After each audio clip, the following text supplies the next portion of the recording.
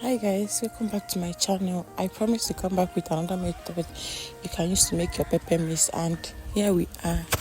You left your perfume on the pillow and your whispers in the air. In your pot, add your groundnut oil and allow it to get hot. Finding your hair. Got a pink Go box in with your fresh tomatoes. fall pictures we took. Oh, and I keep finding dog I went in with my ears. tatasha and onion, lots of onion. Miss your hate, can I just Yes, go in with your bay leaves. like a tsunami? Woke up next to you, so hungover, sunlight. I added my ginger, garlic and habanero pepper for hotness. My seasoning cubes. Just a minute more, your My curry powder for flavor.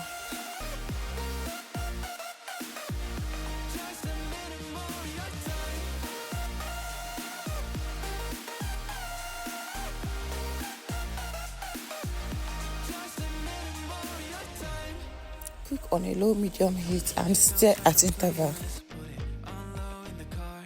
and your jacket's on the hanger, right where you left it in March. Every night I'm on my phone, like maybe you'll text me. 15 minutes, 20 minutes is enough for this to cook, depending on how big your tomatoes are. Before you blend it, remove the bay leaves. Waiting by the bed. Every little thing you left here, ever since you left, you've been living rent free in my head.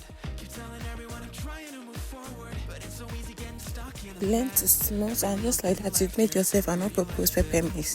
Just store it in the freezer, and anytime you want to cook, be it spaghetti, stew, or jollof rice, you're good to go.